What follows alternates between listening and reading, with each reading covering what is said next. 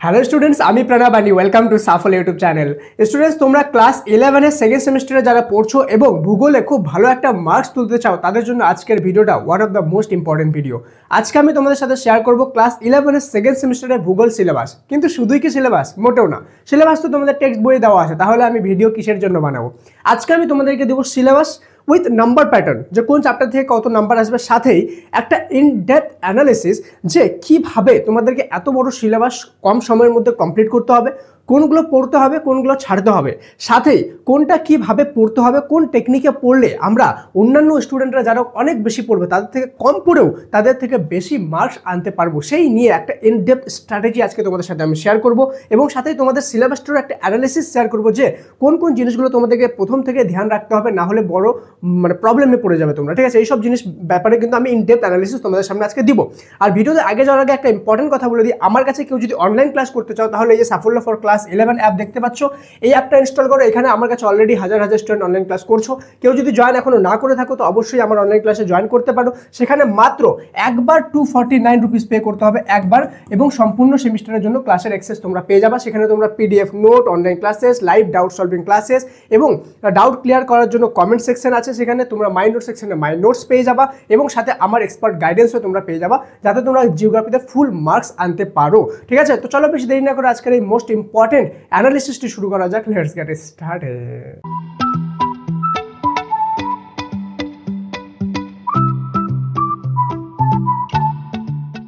তো স্টুডেন্ট, সবার প্রথমে আমরা ওভারভিউটা দেখে নেব। আমাদের যে জিওগ্রাফি আছে এবার সেকেন্ড সেমিস্টারে, সেই সিলেবাসটা কিন্তু যথেষ্ট বড় রয়েছে।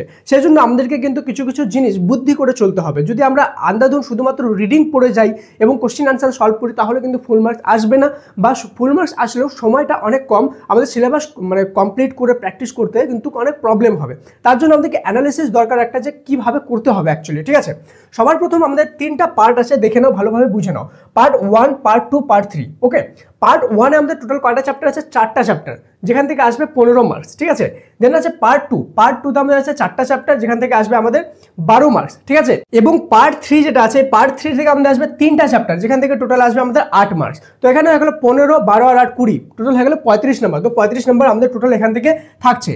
এবার আমরা শুধুমাত্র এটা ওভারভিউটা দেখলাম যে কোন চ্যাপ্টার কোন পার্টে কতগুলো চ্যাপ্টার আছে, কত মার্কস আছে। এবার আমরা দেখবো ইন ডেপথ অ্যানালিসিস। কিন্তু তার আগে বলে দিই যে শুধুমাত্র অ্যানালিসিস দেখলে হবে না, আমি কিন্তু তোমাদের ইউটিউবেও বিভিন্ন ওরিয়েন্টেশন ক্লাস আনবো, যেখানে তোমাদেরকে আমি সহজ করে বিভিন্ন চ্যাপ্টার এক্সপ্লানেশন করবো, সাথেই তোমাদের বিভিন্ন রকম সাজেশন দিব, যেগুলো প্রথম থেকেই তোমাদের দরকার হবে। কেন কি এবার তোমাদের এমসিকিউ বেস না যে তোমাদেরকে শুধুমাত্র লাস্টে সাজেশন দিলে কাজ হয়ে যাবে, তোমাদেরকে প্রথম থেকে আমি গাইড করবো ইউটিউবেও। তো অবশ্যই তোমরা যারা যারা এখনো চ্যানেলটিকে সাবস্ক্রাইব করে বেল আইকনটা অবশ্যই প্রেস করে দাও, নাহলে অনেক বড় কিছু মিস করে যাবে। আর আমার এই এফোর্ট যদি জেনুইনলি ভালো লেগে থাকে, একটা লাইক করে এই ভিডিওটা সমস্ত ফ্রেন্ডের সাথে শেয়ার করে দিও, স্পেশালি সেই সব ফ্রেন্ডদেরকে যারা তোমার সাথে পড়াশোনা করছে, যারা জিওগ্রাফি নিয়ে পড়ছে। ঠিক আছে, মনে রাখবা নলেজ শেয়ার করলে কিন্তু নলেজ বাড়ে, তাই ভিডিওটা অবশ্যই শেয়ার করে দিও। ঠিক আছে, চলো এবার আমরা দেখবো আমাদের ইন ডেপথ অ্যানালিসিসটা। সবার প্রথমে যে পার্ট 1 15 মার্কস বললাম, এই 15 মার্কসের মধ্যে টোটাল আমাদের 2 মার্কসের 2টা কোশ্চেন থাকবে। ঠিক আছে, 2 মার্কসের 2টা কোশ্চেন থাকবে, টোটাল 4 নাম্বার। কিন্তু 2টা কোশ্চেন আমাকে লিখতে হবে। ওকে, লিখতে হবে। থাকবে কয়টা? থাকবে 4টা কোশ্চেন। ওকে, 4টা অপশন, এর মধ্যে থেকে 2টা আমাকে লিখতে হবে। সেমভাবে 3 মার্কসের আমার 2টা কোশ্চেন থাকবে, 6 নাম্বার। ঠিক আছে, এখানে থাকবে 4টা কোশ্চেন, সেমভাবে 4টা কোশ্চেনের মধ্যে আমাকে 2টা লিখতে হবে। ঠিক আছে, আরেকটা থাকবে 5 মার্কসের একটা কোশ্চেন, 5 মার্কসের, যেটা হবে 3টা কোশ্চেন অপশন থাকবে, ওর মধ্যে থেকে একটা লিখতে হবে। এবার এই যে পার্টটা আছে 15 মার্কস, এখানে সবচেয়ে বড় চ্যালেঞ্জিং পার্ট হলো এটা। কেন টোটাল 4টা চ্যাপ্টার আছে। ওকে, 4টা চ্যাপ্টার, আর 4টা চ্যাপ্টার থেকে আমাকে একটা মাত্র 5 মার্কসের কোশ্চেন আসবে। আর তোমাকে যদি আমি ওভারভিউ বলে দিই, তো মিনিমাম এই 4টা চ্যাপ্টার থেকে 5 মার্কসের কোশ্চেন 30 থেকে 35টা কোশ্চেন বানানো যেতে পারে, যার মধ্যে থেকে তোমাকে 3টা আসবে। ঠিক আছে, তো এবার এই জায়গায় যে 5 মার্কসটা আছে, এটা হ্যান্ডেল করা তোমাদের জন্য একটু টাফ হবে, কেন কি 4টা চ্যাপ্টারে কিন্তু বড় চ্যাপ্টার। তাহলে স্যার এখান থেকে 5 মার্কস আনবো কি করে? তোমরা যারা এখানে সবচেয়ে বড় ইম্পর্টেন্ট রোল হবে এক্সপার্ট টিচারে, যারা আমার কাছে অনলাইন ক্লাস করবে, তাদেরকে এত কিছু বোঝারই দরকার নেই। ঠিক আছে, তারা শুধু নাম্বার প্যাটার্নগুলো বুঝে স্ক্রিনশট করে নাও, যাতে তোমাদের মাথায় ওভারভিউ থাকে। বাকি কী করতে হবে আমি তোমাদেরকে জলের মতো করে দিব। অথবা কেউ যদি অনলাইন ক্লাস না করে থাকো, তোমাদের আশেপাশের টিচারের কাছে পড়ছো, সেই ক্ষেত্রে এটা একটু ভালোভাবে হ্যান্ডেল করে দিতে বলবা, নাহলে কিন্তু এখানে তোমরা ফেসে যাবে, আমি আগেই বলে দিচ্ছি। ঠিক আছে, অথবা যারা আমার কাছে পড়ছো তাদের চিন্তার কোনো কারণ নেই, আমি এখান থেকে মাত্র 5-6টা কোশ্চেন করাবো, ওর মধ্যে থেকে আসবে, ওর বাইরে আসবে না। ঠিক আছে, তো এটা হয়ে গেল আমাদের পার্ট 1। এবার দেখবো পার্ট 2টা। পার্ট 2-তে আমাদের কত নাম্বার আসবে? 12 মার্কসের কোশ্চেন আসবে।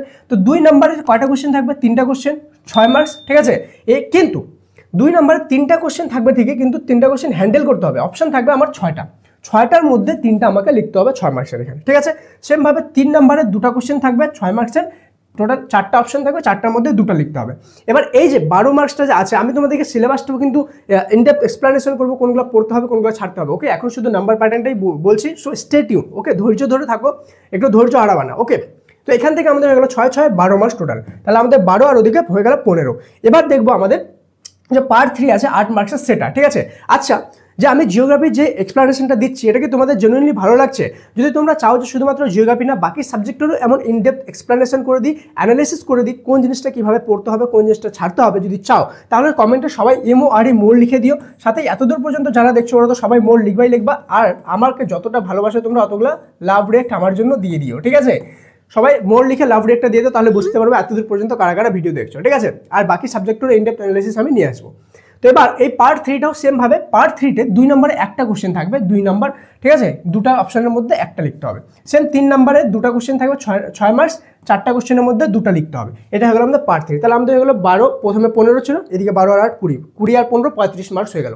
ফার্স্ট সেমিস্টারে 35 করছি, সেকেন্ড সেমিস্টারে 35 হয়ে গেল 70, টোটাল 70 মার্কসের আমাদের এক্সাম। বাকি 15 হয়ে গেল আমাদের প্র্যাকটিক্যাল এক্সাম, ঠিক আছে। এবার এখান থেকে আমি তোমাদেরকে ইনডেপথ অ্যানালাইসিস বলে দেবো যে কোনগুলো কিভাবে করতে হবে, কোনগুলো আগে করতে হবে, কোনগুলো পরে করতে হবে।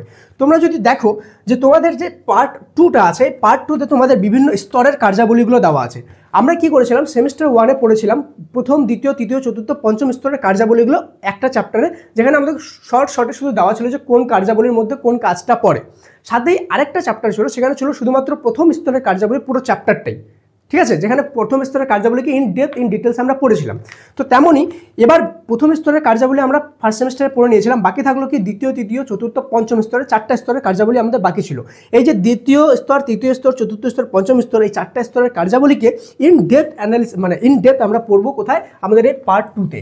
এবার এই পার্ট 2-তে যেহেতু আমাদের শুধুমাত্র স্তরের কার্যাবলীগুলো রয়েছে, তার মানে কি, তার মানে এই চ্যাপ্টারটা যথেষ্ট সহজ, ঠিক আছে, এই পার্টটা।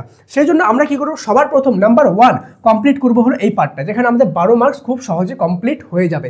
আর এখান থেকে কোনো 5 মার্কসের করবো না, শুধুমাত্র 2 মার্কসের কোশ্চেন আর 3 মার্কসের কোশ্চেন করবো, তাহলে জিনিসটা আরও সোজা হবে, ঠিক আছে। সবার প্রথম আমরা এই জিনিসটা করবো। এই জিনিসটা করতে ম্যাক্সিমাম আমরা লাগাবো 15 দিন, ঠিক আছে। যারা অনলাইন ক্লাসে করবো তাদেরকে 15 দিনে কমপ্লিট করাবো, অথবা যারা বাড়ি থেকে পড়তেছো তাদেরকেও আমি বলবো যে 15 দিনের মধ্যে এনিহাও এটা কমপ্লিট করো, ঠিক আছে, নাহলে কিন্তু পরে চাপে পড়বা।